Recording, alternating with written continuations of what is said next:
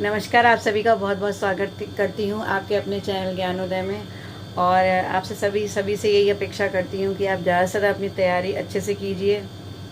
लगातार वीडियोस को देखिए, वीडियोस के साथ में अगर नोट्स लेना चाहें तो नोट्स भी ले लीजिए। और टेलीग्राम ग्रुप से मेरे जुड़कर आपको डिस्क्रिप्शन बॉक्स में, कमेंट बॉक्स में इसका लिंक मिल जाएगा। और लगातार जो है कोशिश करते रहिए इसी तरह से। तो आज मैं जिस विषय पर चर्चा करने जा रही हूँ, देखिए मैंने मैक्सिमम जो रचनाएं हैं वो कंप्लीट कर दी हैं। अभी मेरे ख्याल से 20-25 रचनाएं और होंगी, तो वो मैं 1-2 वीडियोज़ में वो कंप्लीट कर दूँगी। तो सभी क्रम से जितनी भी रचनाएं वो मैंने कंप्लीट करवा दी हैं। इसके बाद जो मोस्ट इंपॉर्टेंट रचनाएं हैं उनकी ट्रिक्स मैं आपको बता दूँगी, और उसके बाद फिर ये थ्योरी चलती रहेगी और फिर नाटक स्टार्ट कर दूँगी। ठीक है, तो रचनाएं तो मैक्सिमम हम करवाने की कोशिश कर रहे हैं, लेकिन द्विवेदी युग बीच में ही रुक गया था। तो द्विवेदी युग से संबंधित मैंने आपको काफ़ी क्वेश्चंस करवाए हैं। अब मैं आज आपके लिए करीब 25 क्वेश्चंस लेकर आई हूँ द्विवेदी युग से रिलेटेड। तो चलते हैं उन क्वेश्चंस की तरफ। बहुत ही अच्छे क्वेश्चंस हैं और आप सभी को करने चाहिए। टीजीटी, पीजीटी, नेट सभी जो जितने भी एग्ज़ाम्स होते हैं हिंदी साहित्य को से संबंधित, सभी के लिए बहुत इंपॉर्टेंट प्रश्न है। चलिए देखते हैं। देखिए, सबसे पहला जो प्रश्न बनता है वो ये है कि मैथिली शरण गुप्त किसके भक्त थे। ठीक है, मैथिली शरण गुप्त किसके भक्त थे। तो देखिए, मैथिली शरण गुप्त में मैक्सिमम जानकारी मैं आपको दे चुकी हूँ। चिरगांव के थे, उनका प्रथम ग्रंथ कौन सा था, प्रथम उपन्यास मतलब प्रथम रचना कौन सी थी, कहाँ छपी थी, कौन से उनको पुरस्कार मिले थे, ये सभी मैं आपको पिछले वीडियो में कंप्लीट करवा चुकी हूँ। तो मैंने आपको ये नहीं बताया था कि किसके भक्त थे। तो मैथिली शरण गुप्त जो है वो राम भक्त थे। ठीक है, ये बस आपको याद रखना है कि मैथिली शरण गुप्त किसके भक्त थे, राम भक्त थे। ठीक है, उसके बाद नेक्स्ट क्वेश्चन जो बनता है वो है कविता का विषय मनोरंजक तथा उद्देश्य परक होना चाहिए। कविता का विषय मनोरंजक तथा उद्देश्य परक होना चाहिए। ये जो पंक्ति है, मतलब ये बात किसने कही थी, तो ये बात किसकी कही गई है, तो ये जो कथन था ये वास्तव में महावीर प्रसाद द्विवेदी जी का था। ठीक है, महावीर प्रसाद द्विवेदी जी का मैं शॉर्ट में लिख दे रही हूँ, आप लिख लीजिए।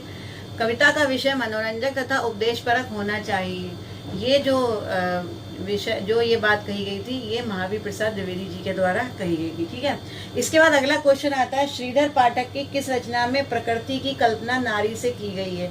श्रीधर पाठक जो थे हिंदी खड़ी बोली के प्रथम कवि माने जाते हैं। देखिए, ये क्वेश्चन थोड़ा कंफ्यूज करता है, मैं आपको बार बार बता रही हूँ। अगर आपसे पूछा जाए खड़ी बोली के प्रथम कवि तो अमीर खुसरो होंगे, लेकिन हिंदी खड़ी बोली के प्रथम कवि जो होंगे वो श्रीधर पाठक होंगे। ठीक है, इस चीज़ का आप थोड़ा ध्यान रखिएगा। तो देखिए, अब आगे चलते हैं। देखिए क्या है, श्रीधर पाठक की किस रचना में प्रकृति की कल्पना नारी से की गई है। स्वच्छंदतावाद के प्रवर्तक भी हैं श्रीधर पाठक, ये भी मैं आपको बता चुकी हूँ। तो प्रकृति से नारी की कल्पना जो है, ये इनकी एक रचना है कश्मीर सुषमा। ठीक है, तो कश्मीर सुषमा नामक जो इनकी रचना है, उसमें उन्होंने प्रकृति की कल्पना जो है वो नारी से की है। ठीक है, ये आपको पता होना चाहिए। उसके बाद फिर नेक्स्ट क्वेश्चन है श्रीधर पाठक की देश प्रेम संबंधी रचना। ठीक है, श्रीधर पाठक ने जो रचना देश प्रेम से ओतप्रोत लिखी थी, तो देश प्रेम संबंधी रचना जो है इनकी, देखिए ये रचना ऐसा नहीं है श्रीधर पाठक की देश प्रेम संबंधी रचनाएं होगा यहाँ पर। ठीक है, रचना नहीं होगा, क्योंकि एक रचना नहीं लिखी थी इन्होंने, कई सारी रचनाएं लिखी थी। तो देश प्रेम संबंधी रचनाएं जो है वो किस में संकलित हैं, तो ये संकलित है, इनकी जो किताब थी वो थी भारत गीत। ठीक है, ये संकलन था। ठीक, तो भारत गीत जो इनका संकलन है, उसमें श्रीधर पाठक की देश प्रेम संबंधी रचनाएं जो है वो संकलित हैं। ठीक है, उसके बाद नेक्स्ट क्वेश्चन है उमर खयाम की रुबाइयों के रचयिता। ठीक है, उमर खयाम की रुबाइयों के रचयिता, उमर खयाम की रुबाइयों पर किसने लिखा था, तो ये लिखा था, कि बहुत ही इंपॉर्टेंट क्वेश्चन है और आ भी चुका है ये कई बार एग्जाम में, मैथिली शरण गुप्त जी। ठीक है, मैथिली शरण गुप्त जी ने उमर खयाम की रुबाइयों के रचयिता थे, उन्होंने लिखा था उमर खयाम की रुबाइयों पर। ठीक है, उसके बाद नेक्स्ट है खड़ी बोली का प्रथम महाकाव्य कौन सा है और इसमें कितने सर्ग हैं। ठीक है, हमें ये बताना है कि खड़ी बोली का प्रथम महाकाव्य, ये मैंने आपको पिछली वीडियो में बताया भी था। खड़ी बोली का प्रथम महाकाव्य प्रिय प्रवास है। ठीक है, अच्छा, प्रिय प्रवास किसका लिखा हुआ है, ये सभी को पता होगा, ये हरिऔध का लिखा हुआ है। ठीक है, ये मैंने आपको उसमें बताया था ट्रिक्स में। और इसमें कितने सर्ग हैं, तो इसमें टोटल 17 सर्ग हैं। ठीक है, ये बहुत अच्छा क्वेश्चन है और ये आपको पता भी होना चाहिए कि प्रिय प्रवास में टोटल कितने सर्ग हैं। तो प्रिय प्रवास जो है वो वास्तव में एक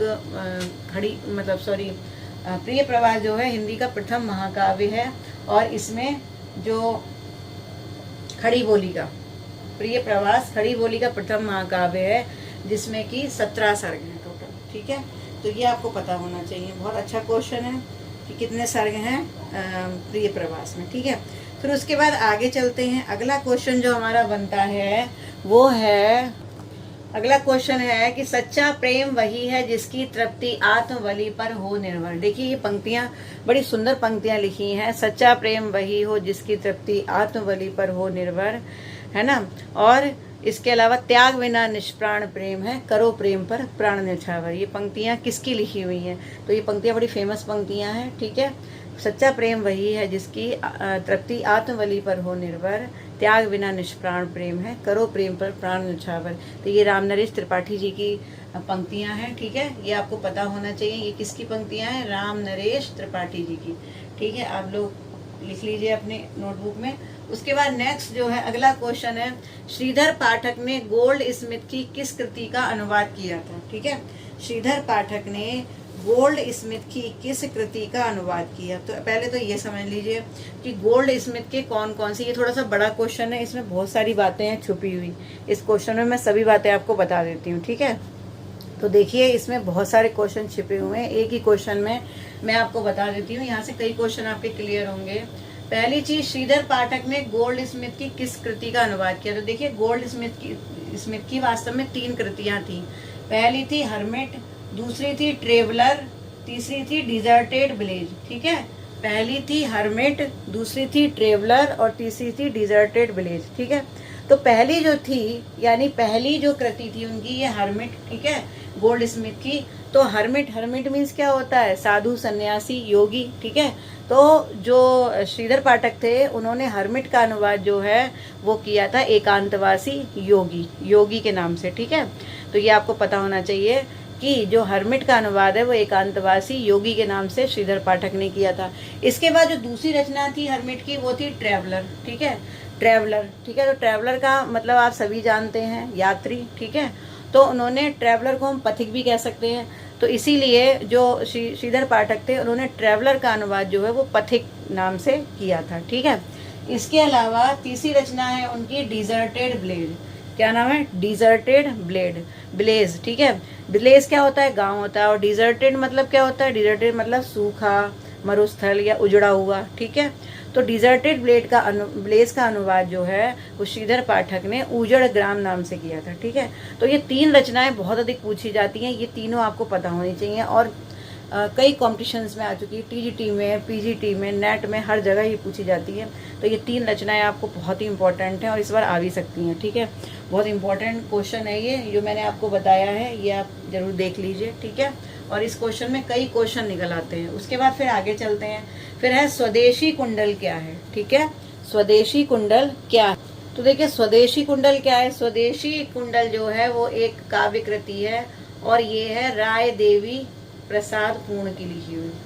ठीक है, राय देवी प्रसाद पूर्ण की लिखी हुई है। क्या? राय देवी प्रसाद पूर्ण। ठीक है, तो राय देवी प्रसाद पूर्ण की लिखी हुई काव्य कृति है स्वदेशी कुंडल। अब इसका नाम उन्होंने स्वदेशी कुंडल क्यों रखा ये भी समझ लीजिए। देखिए स्वदेशी जो शब्द है वो देशभक्ति से मिलता जुलता है और कुंडल जो शब्द है वो कुंडलियों के लिए यूज किया गया है।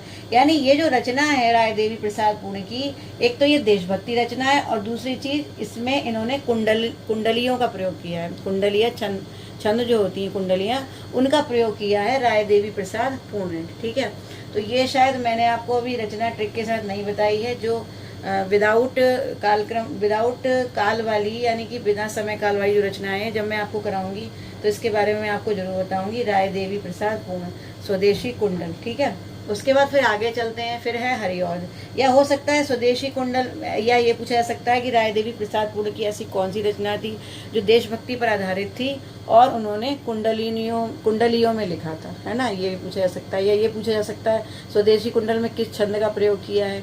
इससे कई तरीके के क्वेश्चन बन सकते हैं, तो आप देख लीजिए। ठीक है, उसके बाद फिर आगे